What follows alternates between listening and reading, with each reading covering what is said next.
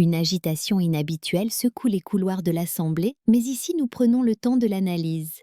Merci de nous rejoindre sur votre chaîne Icônes et Silences pour une édition spéciale.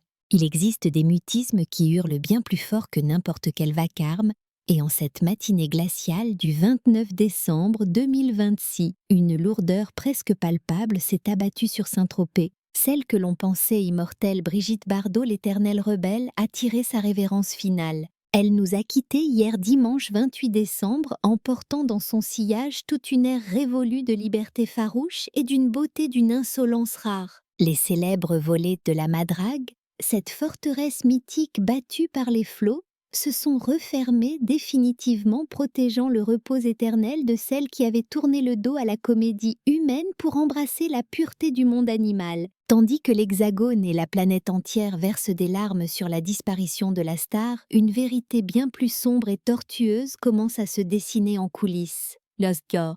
Car derrière les hommages officiels et le deuil national, une question dérangeante, voire brutale et taboue hante déjà toutes les conversations privées. Quel sera le véritable sort de cet immense empire financier et immobilier qui va récupérer les clés de ce sanctuaire légendaire qu'elle a protégé avec une férocité inouïe bec et ongles durant plus de 60 années? Aux yeux du grand public, l'équation paraît simple, puisqu'il y a un fils Nicolas, l'héritier légitime par les liens du sang, ce qui devrait rendre la succession évidente. Mais c'est mal connaître Brigitte Bardot. Sa vie n'a jamais obéi aux conventions bourgeoises, et il est certain que sa mort ne rentrera pas non plus dans les cases habituelles. Oubliez la succession traditionnelle. Nous sommes à l'aube du dénouement d'une guerre froide familiale et juridique qui se joue à bas bruit depuis des décennies. Nous parlons ici de l'histoire d'un testament qui ne ressemble à aucun autre document notarié existant. C'est un acte explosif où l'instinct maternel se fracasse violemment contre un engagement fanatique et absolu pour la cause animale. La Madrague n'est pas qu'une simple villégiature estivale, c'est le coffre-fort de ses secrets les plus profonds et le témoin silencieux de ses souffrances les plus vives. Alors que les rumeurs vont bon train, très peu savent que le sort de la propriété et de sa fortune a été verrouillé il y a bien longtemps. Tout s'est joué loin des regards indiscrets par des actes juridiques complexes qui risquent de stupéfier l'opinion publique lorsqu'ils seront révélés. Pourquoi l'icône a-t-elle pris des dispositions aussi radicales et définitives? A-t-elle réellement décidé en toute conscience de tout léguer à ses protégés à quatre pattes au détriment de sa propre chair et de son propre sang? Pour saisir la logique de ce choix qui peut paraître impitoyable, se contenter de lire le testament ne suffit pas. Il faut plonger dans le passé, remonter le temps vers une blessure d'enfance jamais refermée. C'est cette douleur originelle qui a métamorphosé la femme la plus convoitée du monde en une gardienne solitaire et farouche. Ce que nous allons vous révéler sur les véritables clauses de ses dernières volontés dépasse largement le cadre d'une simple affaire d'héritage financier. Il s'agit du cri final et ultime d'une femme qui n'a jamais su ou voulu accorder son pardon. Pour appréhender la violence apparente de ces documents, il est crucial de comprendre d'abord l'âme véritable de la Madrague. Ce n'est absolument pas une résidence secondaire standard pour milliardaires, ni une villa m'as-tu vu comme la Côte d'Azur en regorge tant. Achetée en 1958, alors qu'elle étouffait sous le poids d'une gloire devenue invivable. Cette propriété qui n'était à la base qu'une modeste cabane de pêcheurs est devenue son unique rempart, son bunker contre la folie des hommes. Si les murs de la Madrague avaient la parole, ils ne décriraient pas les soirées pailletées des années 60, mais plutôt la solitude volontaire d'une bête traquée. Durant des décennies, cette maison a fonctionné comme une forteresse imprenable. C'est un lieu sacré où les animaux règnent en maîtres absolus et où les humains ne sont admis qu'à la condition expresse de se soumettre aux lois de la nature. Bardot n'y a pas simplement vécu. Elle a fait corps avec la pierre, y trouvant enfin cette sécurité affective que sa famille biologique avait échoué à lui donner. Car il ne faut jamais oublier que bien avant d'être le fantasme planétaire, Brigitte fut une enfant.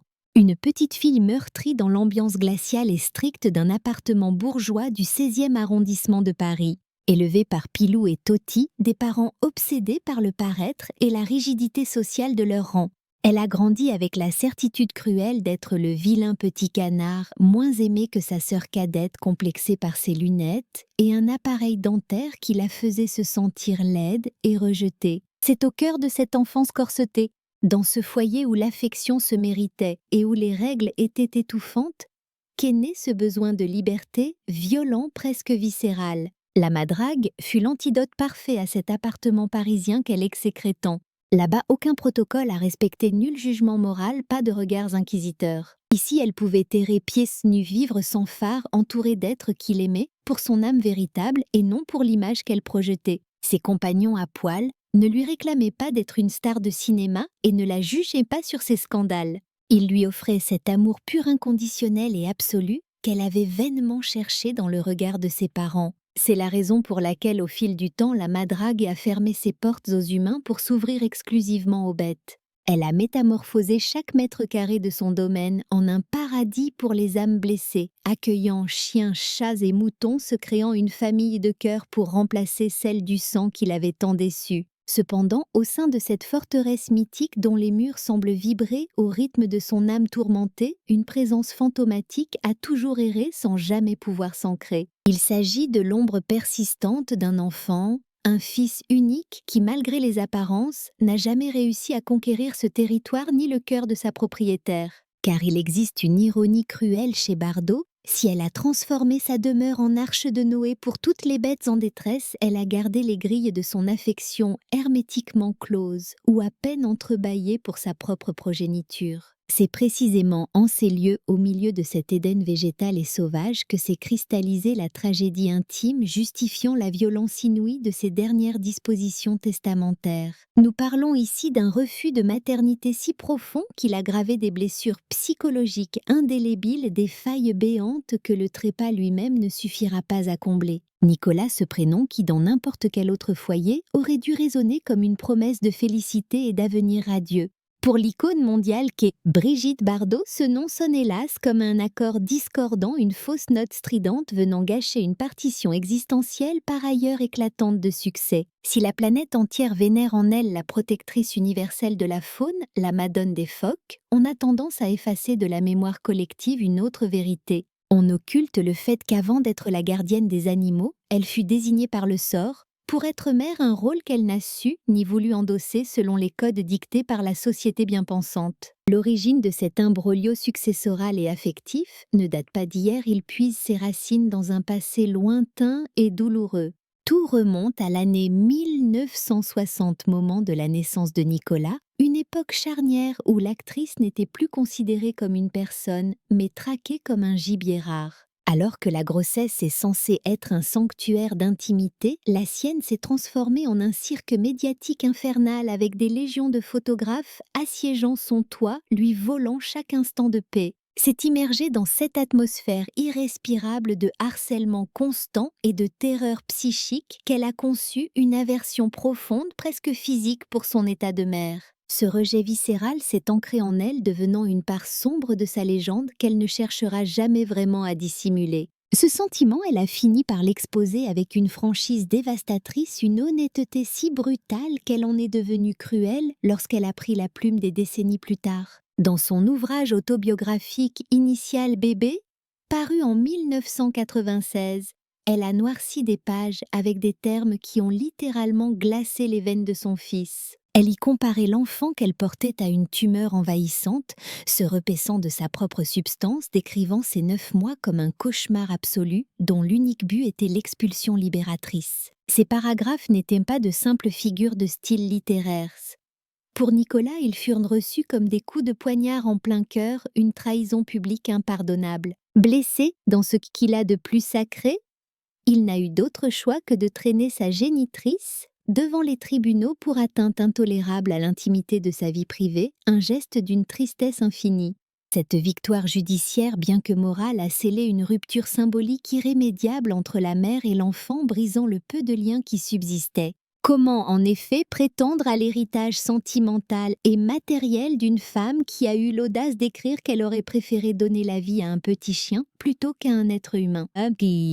Évidemment, les années passant une sorte de trêve fragile, une paix armée faite de silence et de non-dits a fini par s'instaurer entre eux. Il y a eu quelques retrouvailles et Bardot a parfois laissé échapper des regrets maladroits, confessant son inaptitude fondamentale à incarner une mère conventionnelle. Toutefois, l'abîme qui les sépare tant sur le plan géographique qu'émotionnel est resté béant et impossible à combler totalement. Nicolas a choisi l'exil pour se reconstruire, bâtissant son existence en Norvège, à des années-lumière du tumulte médiatique et du soleil brûlant de Saint-Tropez. C'est précisément ce vide affectif humain qui a permis à Bardot de canaliser toute sa puissance d'amour vers ceux qui sont incapables de trahison, de jugement ou de procès, ses compagnons à quatre pattes. Dans sa philosophie personnelle, la loyauté inconditionnelle d'un chien a toujours surpassé la valeur des liens du sang, souvent synonyme de déception. C'est cette réalité amère, mais assumée avec une lucidité effrayante qui nous conduit directement au cœur de l'énigme juridique qui nous occupe en 2026.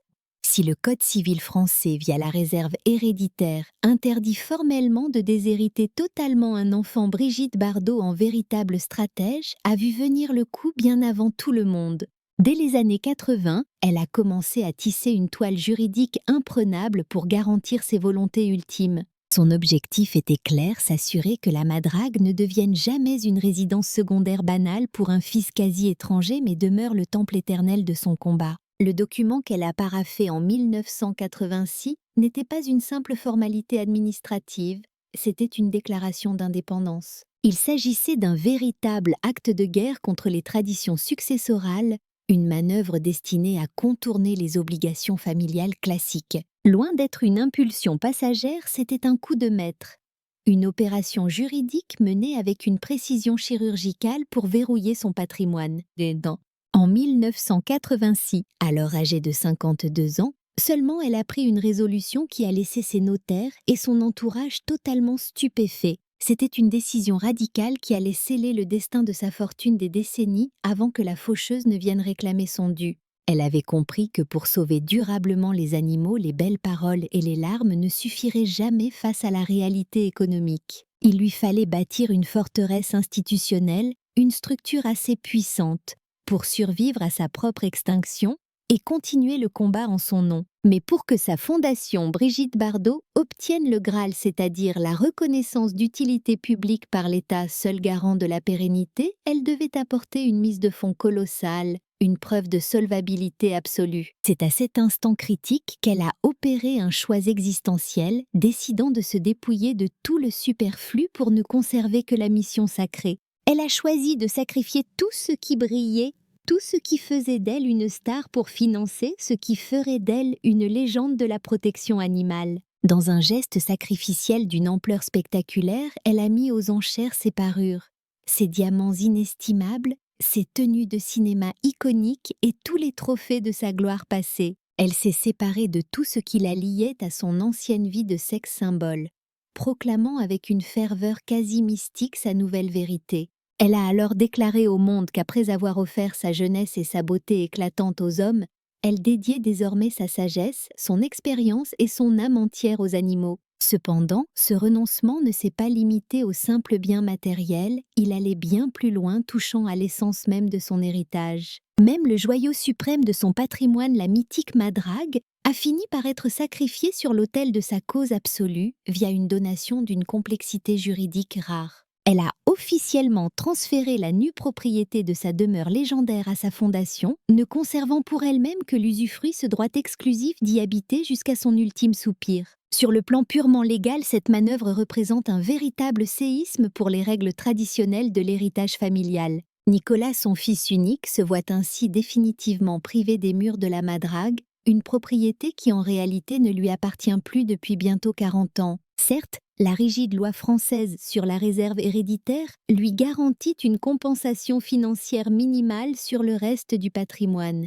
Mais les pierres, la végétation et l'âme même des lieux appartiennent désormais et à jamais aux animaux. Par ce geste radical, elle a délibérément court-circuité la transmission filiale classique pour garantir avec une certitude absolue que jamais sa maison ne finisse vendue aux plus offrants métamorphosés en palace pour touristes fortunés ou en résidence secondaire pour milliardaires en quête de soleil. Son ambition viscérale était de figer cet endroit comme un sanctuaire inviolable, une forteresse de la protection animale pilotée par ses héritiers spirituels plutôt que par sa descendance biologique. C'est une victoire posthume retentissante pour la militante acharnée, mais un constat d'échec d'une amertume terrible pour la mère, préférant confier son toit à une idéologie plutôt qu'à sa propre chair. Toutefois, si le destin immobilier de la villa est scellé depuis des décennies, il restait encore un ultime bras de fer à mener. Une guerre beaucoup plus personnelle, intime et complexe, livrée contre la bureaucratie de l'administration française. Car Brigitte Bardot avait une dernière volonté non négociable qu'on pourrait prendre pour un caprice de diva ou l'humble prière d'une femme, le refus obstiné de quitter la Madrague, même après sa mort. Son souhait était de reposer éternellement dans l'intimité de son jardin au milieu de ses chiens et chats, disparus loin de la froideur des cimetières publics et de la curiosité morbide des foules. Pourtant, ce dernier voyage immobile s'est violemment heurté à un mur législatif inattendu. Une réglementation stricte qui a bien failli priver l'icône nationale du repos éternel qu'elle appelait de ses vœux. L'ultime combat de Bibi ne s'est pas déroulé sous les feux de la rampe, mais dans le silence feutré et austère des bureaux de la préfecture du Var. Depuis de longues années, elle vivait avec une angoisse viscérale, celle de finir exposée au regard, même une fois décédée. Terrorisée par le voyeurisme d'un public qu'elle a passé la moitié de son existence à fuir, elle rejetait catégoriquement l'idée d'être inhumée au trop célèbre cimetière marin de Saint-Tropez, ce lieu devenu une attraction touristique bruyante où le recueillement et le silence sont impossibles. À ses yeux, être enterrée loin de ses compagnons à quatre pattes représentait une souffrance insupportable, une trahison suprême envers ceux qu'elle a le plus aimés. Son désir le plus ardent, martelé comme une litanie dans chacune de ses dernières interviews, était de rejoindre le petit cimetière pour animaux qu'elle a bâti avec tendresse dans le jardin de la Madrague, là où dorment déjà des dizaines de ses protégés sous de modestes croix de bois. Elle exigeait que sa dépouille retourne à cette terre qu'elle, protégée avec tant de férocité, pour fusionner définitivement avec l'esprit de sa maison. Mais la loi française reste d'une rigidité implacable sur cette question. Se faire enterrer dans une propriété privée relève de l'exception rarissime conditionnée par des règles d'hygiène draconiennes et des distances de sécurité nécessitant l'aval explicite du préfet et l'expertise d'un hydrogéologue. Pour le commun des mortels, une telle requête aurait été rejetée d'un revers de main. Mais on ne refuse pas grand-chose à Brigitte Bardot. Elle a mené cette bataille administrative avec la même hargne que ses croisades contre la chasse aux phoques, plaidant que la Madrague est un sanctuaire clos, coupé du monde digne de garder sa fondatrice. Les tractations ont été d'une tension extrême et l'incertitude a plané lourdement jusqu'à la toute dernière seconde. La République allait-elle forcer sa légende vivante à une inhumation qu'elle abhorrait? Finalement, l'État semble avoir plié le genou devant le mythe. D'après les indiscrétions filtrant de son cercle intime, tout est désormais en place pour que sa volonté soit scrupuleusement respectée. Une fosse a d'ores et déjà été creusée à l'emplacement précis qu'elle avait elle-même choisi. Un havre de paix protégé des vents marins et des téléobjectifs des paparazzis. Ce privilège exorbitant n'est pas un luxe de vedette. C'est l'aboutissement logique d'une existence en marge qui a toujours rejeté les conventions. En choisissant son jardin pour tombeau, Brigitte accomplit son dernier acte de rébellion. Elle claque définitivement la porte au genre humain pour demeurer pour l'éternité la gardienne exclusive de ses bêtes. Mais au moment où la terre de la Madrague s'apprête à ensevelir celle que la planète a vénérée, une interrogation mélancolique flotte dans l'air salé de Saint-Tropez. Est-ce là le choix d'une femme suprêmement libre ou la fuite éperdue d'une âme blessée qui n'a jamais su trouver le bonheur parmi ses semblables? Tandis que le soleil sombre ce soir dans la Méditerranée, c'est une page monumentale de l'histoire de France qui se tourne pour de bon. Les lourdes grilles de la Madrague resteront closes, veillant jalousement sur le sommeil éternel de celle qui incarna la Marianne de tout un peuple. Dans les heures à venir, les objectifs du monde entier seront braqués sur le balai des arrivées, guettant avec une curiosité malsaine l'apparition d'une silhouette bien précise, celle de Nicolas-Jacques Charrier. Fera-t-il le déplacement pour s'agenouiller une dernière fois devant la dépouille de cette mère si complexe? On peut craindre que le gouffre creusé par des décennies d'incompréhension mutuelle et d'interminables guerres judiciaires ne soit devenu trop vaste à franchir même face à la majesté de la mort. La réponse reste enfermée dans le secret d'une famille que la célébrité a fini par briser. Toutefois, peu importe son choix final, Brigitte Bardot ne s'en ira pas dans la solitude. Elle est accompagnée comme elle l'a toujours ardemment souhaité par cette légion silencieuse et dévouée, ses cœurs battant à quatre pattes qui ne l'ont jamais jugée. L'empreinte qu'elle laisse derrière elle s'étend bien au-delà de sa filmographie légendaire ou des murs de cette propriété devenue un mythe trop lourd à porter. En choisissant de déshériter symboliquement l'espèce humaine pour tout léguer à sa fondation, née en 1986, elle nous transmet un ultime message d'une force dévastatrice. Elle nous remet en mémoire cette vérité crue que l'affection véritable ne se décrète pas par les simples liens du sang, mais elle se gagne par une fidélité à toute épreuve et une sincérité absolue des sentiments. Bébé n'a jamais prétendu à la sainteté. C'était une écorchée vive qui a préféré bâtir sa propre arche de Noé pour échapper à la noyade dans l'océan d'hypocrisie du grand monde. Aujourd'hui, alors que l'écume des vagues vient caresser les remparts de sa citadelle, nous ne sommes pas là pour condamner ses décisions radicales, mais pour lui prêter une oreille attentive, une ultime fois, en nous rappelant comment elle avait résumé sa propre existence avec une clairvoyance totalement désarmante. Je ne suis pas en quête de pardon. Je désire uniquement que mon histoire soit relatée avec ma propre voix sans filtre ni déformation. Sa voix s'est tue certes, mais son cri viscéral pour la liberté et la protection animale continuera de résonner à travers les âges. Adieu Brigitte, tu as finalement conquis ce que la lumière des projecteurs t'a toujours refusé, la douceur et la paix du silence éternel.